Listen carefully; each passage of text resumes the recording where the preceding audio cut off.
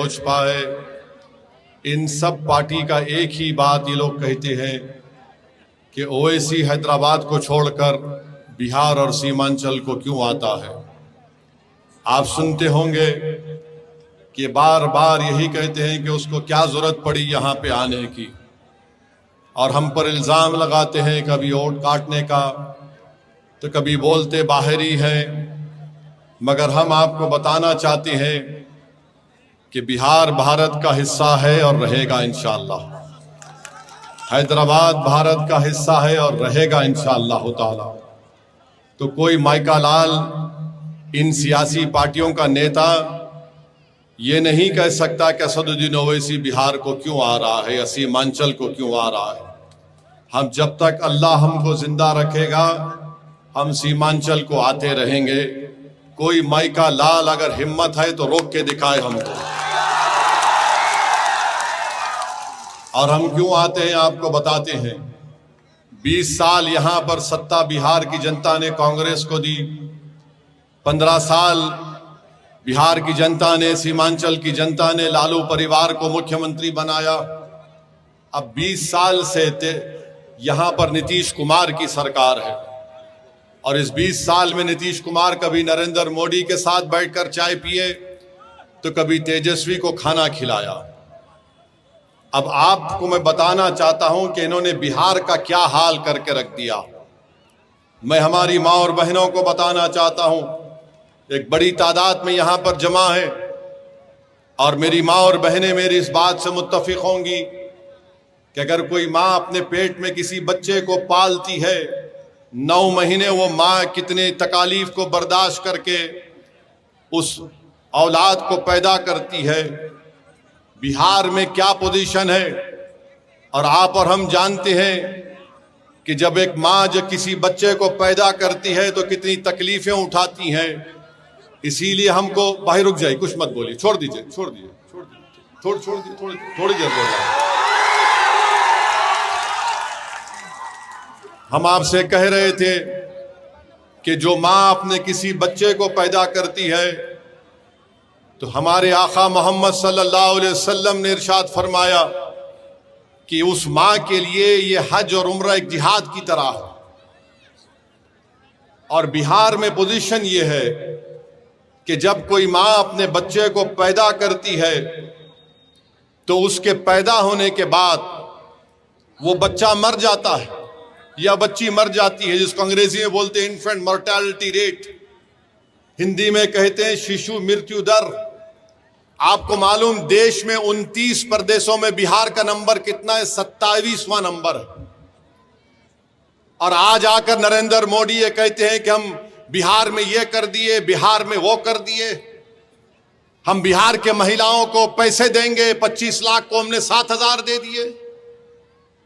मोदी जी, नीतीश कुमार जी, हमको ये बताइए, अगर कोई माँ अपने पेट में 9 महीने बच्चे को रखकर पैदा करती है और तुम्हारी सरकार की गलती और नाअहली की वजह से उसकी औलाद मर जाती है तो आप जाकर उसको बोलेंगे कि ये लो तुम्हारे अकाउंट में हम 7,000 रुपये 10,000 रुपये डाल रहे हैं, तो वो माँ उस पैसों को निकालकर आग में जला देगी और कहेगी कि मेरा बच्चा या मेरी बेटी मरी क्यों, तुमने अस्पताल क्यों नहीं बनाया यहां पर। और ये झूठ बोलते हैं बीजेपी और नीतीश कुमार। और फिर यहां पर ये मैं नहीं कह रहा हूं, ये मोदी सरकार का नीति आयोग का डेटा है। फिर जो बच्चे अंग्रेजी में बोलते स्टंटेड, जिसको हिंदी में बोलते अविकसित बच्चे, कि क्या पोजीशन है बिहार का? 29 प्रदेशों में 27। जो बच्चे बोलते हैं कि वेस्टेड, इनको हिंदी में बोलते बर्बाद बच्चे, क्या पोजीशन है बिहार का? 27वां 29 प्रदेशों में। जो बच्चे पैदा होते हैं जिनका वजन कम होता है, क्या बिहार 27वें पोजीशन है 29 प्रदेशों में? किस मुंह से आकर भारत के प्रधानमंत्री और बिहार के 20 साल के मुख्यमंत्री ये कहते हैं कि बिहार में हमने सब कुछ कर दिया? ये सब केंद्र सरकार का डेटा है। और फिर आप जानते हैं कितने बच्चे बिहार में स्कूल में पढ़ते हैं, 1ली क्लास से 8वीं क्लास में। बिहार के लड़ना अपने को भाजपा से है, जेडीयू से है, और उसको हराना है जो 5 साल से विधायक तो था मगर अपने नेता तेजस्वी और अपने ठेकेदारों को छोड़कर 15 नाम किसी का नहीं बोल सकता हो। तो बिहार में कितने स्कूल में पहली क्लास से 8वीं क्लास में बिहार का पोजीशन 24वां 28 प्रदेश में। कितना बच्चा ड्रॉप आउट रेट है यानी स्कूल छोड़ देता है, 29 प्रदेशों में बिहार का नंबर 28। कितने बच्चे स्कूल में जाते हैं 6 और 13 साल की उम्र में, बिहार का नंबर 17वां, और 18-23 साल में सबसे कम उम्र सबसे कम नंबर बिहार का है। मोदी जी इतना झूठ क्यों बोलती आप नीतीश कुमार के साथ?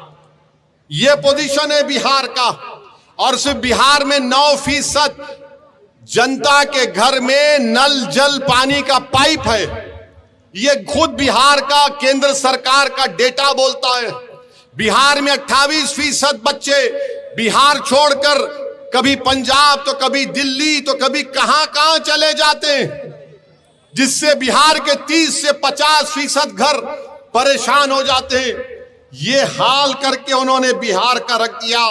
और ओवैसी आता है बिहार को तो सब बोलते हैं ये यहां पर क्यों आया है। अब आ जाइए सीमांचल का। सीमांचल में जो बच्चे पैदा होकर मर जाते हैं, जिसको मृत्यु दर बोलते हैं, यानी जिसको हमने अभी आप संग्रह हिंदी में कहा शिशु मृत्यु दर, सीमांचल में वो है किशनगंज जिले में सबसे ज्यादा है। इसका जिम्मेदार कौन है बताओ आप? मेरी इज्जतदार मां और बहनों, 11 तारीख को वोट अगर आप डालने जाएंगी तो हम जो बात आपके सामने रख रहे हैं उसको याद रखकर आप अपने वोट का इस्तेमाल करिए। फिर आप ये भी देखिए पूरे बिहार में सबसे ज्यादा पहले कौन मरता है? मुसलमान मरता है। ये गवर्नमेंट का डेटा है, ओवैसी का भड़काऊ भाषण के जुमला नहीं है। ये बिहार और केंद्र सरकार कह रही है सबसे ज्यादा पहले मरने वाला मुसलमान है। और गुर्बत कितनी है बिहार में अल्पसंख्यक समाज मुसलमान की। बिहार प्रदेश कह रही है कि जो गांव में मुसलमान रहता है 50% गरीबी रेखा के दर से नीचे है, जो शहर में रहता है वो 44% है। इसका जिम्मेदार ओवैसी है क्या बताओ? मेरे अजीज दोस्तों और बुजुर्गों, किशनगंज जिले में खवानगी का तनासुब 55%। और फिर जिसको हम कहते हैं कि चाइल्ड स्टंटिंग यानी अविकसित बच्चे कितने किशनगंज में, वो करीब 40% के ऊपर हो जाते हैं। क्यों ये सब हो रहा है? क्यों ये इसलिए हो रहा है क्योंकि आप मुत्तहद होकर अपने वोट का इस्तेमाल नहीं करते। चुनाव आता है तो हमको बांट दिया जाता है, आपको बांट दिया जाता है, ये बाहरी है, ये वोट कटवा है, ये फुला है, ऐसा है, और फिर ये लोग राज करते हैं। आप जानते हैं कि बीजेपी ने किस तरह का माहौल पैदा कर दिया।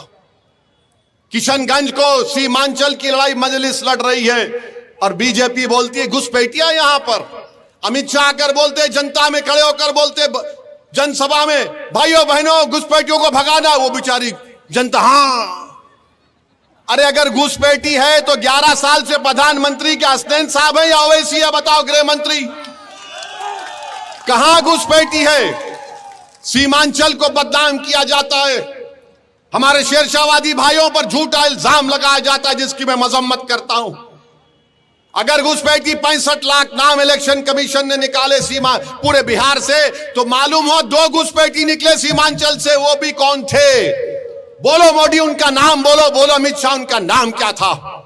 उनका नाम क्या असद था? उनका नाम क्या हसनैन था? नहीं था उन दोनों का नाम। हाँ मोदी जी, एक घुसपैठिया को आप अपनी बहन बनाकर बांग्लादेश से दिल्ली में लाकर बिठाकर बैठे हैं। उसको बांग्लादेश लेकर जाइए, अगर बांग्लादेश का रास्ता नहीं मालूम तो वैसी बताता है आपको कहां से ले जाकर छोड़ना उसको।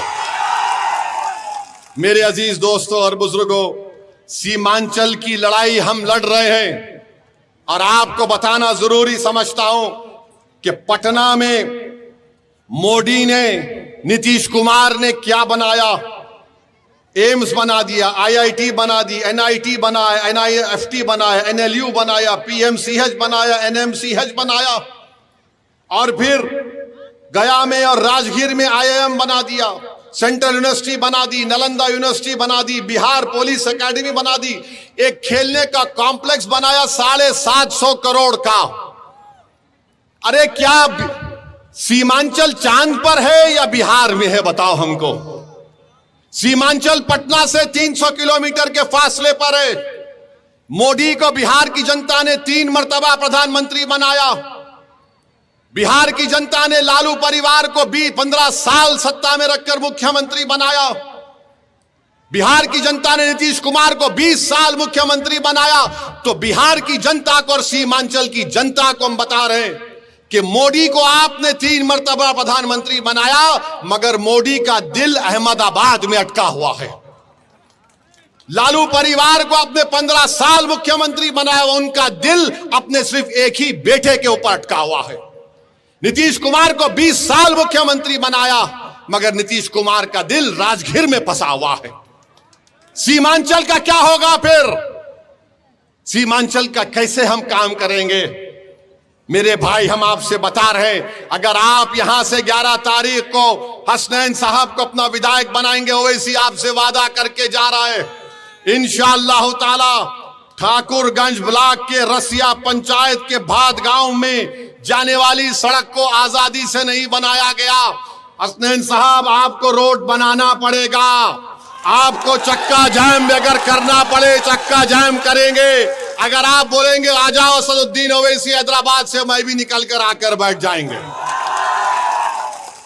और फिर पुलवामा पंचायत में गिराबस्ती में सड़क आज तक नहीं। अरे पूरी विधानसभा में ऐसा लगता है कि रोड नाम की चीज ही नहीं, मगर तुम्हारा वोट लेकर, तुम्हारे वोटों की रोड पर चलकर कोई पटना को चले जा रहा है, मगर तुम्हारे गांव में रोड बनाने का काम नहीं कर रहा। अब आप बताइए कि यहां पर इतना बड़ा बड़ा मसला मसाइल है, क्या क्या नहीं हो रहा है। सीमांचल को पसमानदा इसलिए रखा जा रहा है ताकि सीमांचल के बच्चे अपनी जवानी को बर्बाद करके हैदराबाद, दिल्ली, मुंबई, पंजाब में जाकर वहां पर काम करें। जिस दिन सीमांचल के बच्चे को इंसाफ मिलेगा, तालीम मिलेगा, रोजगार मिलेगा, तो ये दिल्ली, हैदराबाद और पंजाब और मुंबई में बैठने वाले ताकतवर लोगों की जिंदगी में बर्बाद हो जाएगी, क्योंकि उनका खिदमत करने वाला कोई नहीं रहेगा वहां पर। ये काम हम करेंगे। और आपको हम बता रहे हैं मेरे भाई, ओवैसी तुम्हारे दरमियान में खड़ा होकर कह रहा है कि सीमांचल में एक तेज रफ्तार की दिल्ली सीमांचल की रेल लिंक की जरूरत है। हम लड़ेंगे इंशाअल्लाह ताला उसके लिए। और फिर पटना से किशनगंज अरारिया एक वंदे भारत की यहां पर ट्रेन की जरूरत है। यहां पर फैक्ट्री क्यों नहीं लगती सीमांचल में? बोलो मोदी जी, बोलो नीतीश कुमार, बोलो तेजस्वी, तुम तो उप मुख्यमंत्री भी थे। मजलिस लड़ेगी कि NH31, NH57 पर यहां पर फैक्ट्री लगाई जाए। जितना यहां पर अस्पताल है उसको PHC बनाया जाए। मजलिस 100 कम्युनिटी क्लिनिक सीमांचल में बनाने की लड़ाई लड़ेगी। और ये जो कोसी का नदी का पानी आकर कटाव करता है, हम लड़ेंगे सरकार से और 3000 करोड़ रुपए लेकर उस टाटबंद का काम करवाएंगे इंशाअल्लाह ताला। और मेरे अजीज दोस्तों और बुजुर्गों, यहां पर आपके मुख्तलिफ मसाइल हैं। यहां पर पोआखाली को ब्लॉक बनाना है इंशाअल्लाह ताला। बनाना है ना पोआखाली को ब्लॉक? कितने लोग बनाना चाहते, हाथ उठाइए। तो 11 तारीख को पतंग को बटन दबेगा और पोआखाली ब्लॉक बनेगा इंशाअल्लाह ताला।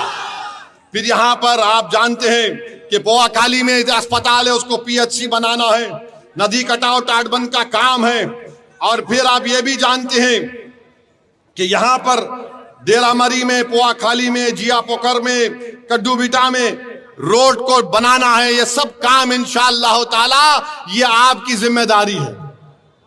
और हम आके आपको पूछेंगे हर 6-7 महीने में ये काम कितना आगे बढ़ा, क्या नहीं हुआ। सिर्फ भाषण देकर जाने वाले का नाम असदुद्दीन ओवैसी नहीं है। अगर भाषण देकर जाता तो 11 साल से बार बार आपके दरमियान में नहीं आता। हम 11 साल से आते रहे और इंशाअल्लाह जिंदगी बाकी रही, जिंदगी वफा की, तो तुम्हारे दरमियान में आता रहूंगा। तुम्हारी लड़ाई मेरी लड़ाई है। मेरे अजीज दोस्तों और बुजुर्गों, मोदी ने वक्फ जायदाद को छीनने का कानून बनाया, मस्जिद दरगाह खानखा को खत्म करने का कानून बनाया। दुनिया ने देखा कि असदुद्दीन ओवैसी भारत के पार्लियामेंट में अकेला था, मगर अकेला खड़े होकर हमने बीजेपी के तमाम और एनडीए के एमपीज में आंख डालकर कहा कि तुम जो कानून बना रहे हो वो बाबा साहब अंबेडकर के संविधान के खिलाफ है। हम इस कानून को काला कानून मानते जो हमारी मस्जिद से हमको छीनना चाहता है। हमने पूरी भारत में इस पार्लियामेंट के कानून को फाड़ कर उनके बीजेपी के सामने फेंक दिया। इस कानून, ये गलत कानून तुमने बनाया। मेरे भाई, आपने सबको मौका दिया, 20 साल कांग्रेस को दिया, 15 साल लालू परिवार को दिया, अब 20 साल नीतीश कुमार मोदी को आपने दिया। बताइए हमने क्या हासिल किया? हम सिर्फ वोट डालने की मशीन नहीं है कि कोई आएगा और बोलेगा ये देख लो वो देख लो और कुछ नहीं होगा। आप बताइए, ये जो गठबंधन है, हम तो मिलना चाह रहे थे। खत लिखा अख्तरुल ईमान ने, मैं अख्तरुल ईमान को सलाम करता हूं। अख्तरुल ईमान पिछले 11 साल से मंदलिस के झंडे को लेकर सीमांचल के कोने कोने में और बिहार के कोने कोने में लेकर गए। वो नहीं करना चाहते थे तो हम तो भीख नहीं मांग सकते। हमने तय कर लिया कि हमारी लड़ाई सम्मान की लड़ाई है, हमारी लड़ाई इज्जत को हासिल करने की लड़ाई है, हमारी लड़ाई बराबरी की लड़ाई है और हमारे मुकद्दर के फैसले हम करेंगे। पटना और दिल्ली में बैठने वाला कोई जालिम हुक्मरान हमारे बच्चों के, नौजवानों के, मां और बहनों के मुस्तकबिल का फैसला नहीं करेगा। हम नहीं होने देंगे इसको। इसलिए हमको सियासी ताकत को हासिल करना है, हमारे विधायक को बनाना है। आप बताइए, यहां से जो राजद का उम्मीदवार है, उनके वालिद मरहूम की अल्लाह मगफरत करे, मैं उनकी बहुत इज्जत करता था, मगर आप उनसे पूछ लीजिए जब वो दोबारा आएंगे, मौलाना साहब से पूछ लीजिए, सऊद साहब आप तेजस्वी का नाम छोड़कर, अपने ठेकेदारों का नाम छोड़कर पूरे ठाकुरगंज में 20 अहम लोगों का नाम बता दो। नहीं बता पाएंगे, कुछ काम नहीं किया। और आज आकर ये गठबंधन वाले बोलते हैं हम ऐसा कर देंगे। अरे मेरे भाई, तेजस्वी ने जो लंबी छोड़ी है ना, वो मोदी के कंपटीशन में आ गया झूठ बोलने के। मोदी ने कहा था 15 लाख देंगे, 15 लाख मिले। मोदी ने कहा था 1 करोड़ नौकरी दिया जाएगा, मिला। तो तेजस्वी ने कहा कि मोदी से ज्यादा जाऊंगा। आपको मालूम, बिहार का कास्ट सेंसस में बिहार में जी कितना घर है? 2,45,000 के 2,45,00,000 घर है। ये कहता है सबको घर दिए जाएंगे। तुमको मालूम, भारत सरकार में 55 मिनिस्टर्स हैं। कितने नौकर भारत सरकार में काम करते हैं आपको मालूम? कितने? एक अंदाजा लगाओ। पूरे भारत के सरकार में, भारत की सरकार में 30 लाख लोग काम करते हैं। कितना? 30 लाख। तेजस्वी बोल रहा है कि 2,75,00,000 घर जो है उनको सबको नौकरी दूंगा। अब आप सोचिए, बिहार की जनता, सीमांचल की जनता इतनी भोली नहीं है कि तुम आकर लंबा छोड़ दो और वो कबूल कर ले। अच्छा, आपको मालूम, अगर चलिए मान लिए कोई यहां से उठ के बोलेगा ओवैसी तुम्हारे को क्या तकलीफ हो रही है, देगा वो। अच्छा देगा ना, कितना पैसा लगेगा? अभी अगर वो 2,75,00,000 लोगों को नौकरी देगा तो कम से कम 25,000 तो देना पड़ेगा ना, 25,000। अब तुम उसका हिसाब कर लो, उसके लिए पैसा पड़ेगा 8,28,000 करोड़ रुपये। 8,28,000 करोड़ रुपये। पूरा बिहार सरकार का बजट कितना है? सालाना 2 लाख करोड़ का। ये कहां से लाएंगे बाबा तुम 6 लाख? पैसा तो झाड़ पे नहीं उगता ना। तो तेजस्वी बोलेगा वैसी भड़काऊ भाषण देता है, वोट काटनी है तुम्हारा, इस पर भरोसा मत करो। अरे बाबा तुम बताओ तो सही, कहां से लाओगे? किधर से लाओगे? किधर से लाओगे आप? क्या? अच्छा फिर बोलते कि अगर कोई सुनो बैठो, अगर कोई ये बोलता है कि इंटर्नशिप में हम नौजवान को फैक्ट्री में इतना पैसा देगा, कौन सी फैक्ट्री है यहां पर वो तो बता दो प्यारे, कौन को बता दो ना। कुछ नहीं है मगर आकर बोल दिए। अच्छा आप ये बताइए, वक्फ का कानून पार्लियामेंट में बनता है ना, देश के लिए बना पार्लियामेंट में, बिहार सरकार ने तो नहीं बनाया, अगर बिहार सरकार बनाती तो दूसरी सरकार आके खत्म कर देती। मैं कह रहा हूं कि वक्फ का कानून काला कानून है, ये कह रहे हैं कि हम आएंगे तो कानून को बंद कर देंगे। कैसा बंद करेंगे? अरे पूरे देश का बना हुआ है बाबा, अगर तुझे नहीं मालूम तो कोई वकील को बिठाकर सुन ले, समझ ले, उसके बाद कुछ बोल दे, और फिर आप इस तरह की बात करके चले जाते हैं। मेरे अजीज दोस्तों और बुजुर्गों, मैं आपको बता रहा हूं, मैं ठाकुरगंज की जनता को पैगाम दे रहा हूं, आप मेरी बात को गौर से सुनिए। तेजस्वी यादव के बगल में बैठकर वीआईपी पार्टी के हमारे मुकेश भाई को मैं सलाम करता हूं। उन्होंने अपनी समाज के इत्तेहाद पर पूरा भरोसा करके कहा कि मल्ला समाज तेजस्वी के साथ है, अगर हमको सत्ता मिलेगी तो मल्ला समाज पूरे बिहार में 3% है, उप मुख्यमंत्री मैं बनूंगा। वीआईपी ने कहा कि मल्ला का बेटा उप मुख्यमंत्री बनेगा, और जो 17% अल्पसंख्यक समाज बिहार में है वो क्या करेगा? दरी बिछाएगा। तुम दरी बिछाओगे या मुख्यमंत्री बनोगे? हाथ उठाकर जवाब दो। तुम मुख्यमंत्री बनना चाहोगे? अरे जोर से बोलो कि मुख्यमंत्री बनेंगे। जब मुख्यमंत्री बनने का दावा कर रहे तो याद रखो मेरी इस बात को, अगर मल्ला का बेटा उप मुख्यमंत्री बनेगा तो मोहम्मद का बेटा भी प्रधानमंत्री या फिर मुख्यमंत्री बनेगा इंशाअल्लाह ताला। अबू बकर का बेटा भी मुख्यमंत्री बनेगा, उस्मान अली का बेटा भी मुख्यमंत्री बनेगा, उमर का बेटा भी बनेगा, और फातिमा का बेटा भी बिहार का मुख्यमंत्री बनेगा। यह कोई बात नहीं है कि हम अपने मकसद में कामयाबी हासिल ना कर सकें। अपने ख्वाब देखो, याद रखो, तुम जितने ख्वाब देखोगे और अल्लाह की जात पर भरोसा करोगे और जुस्तजू करोगे हक के रास्ते में, तो जिस तरह तुम जुस्तजू करोगे रास्ते आराम से साफ होते जाएंगे। मगर अगर तुम पहले से ही सोच लोगे ये क्या बात कर रहा है, मेरे भाई ये होने वाली चीज है इंशाअल्लाह ताला। तो आप तैयार हैं अपना मुख्यमंत्री बनाने के लिए? तो 11 तारीख को क्या करना पड़ेगा आपको? ठाकुरगंज में क्या आवाज आएगी बताओ? किस पर बटन दबेगा? पुवाखाली में क्या आवाज आएगी? पतंग पतंग की आवाज आनी चाहिए।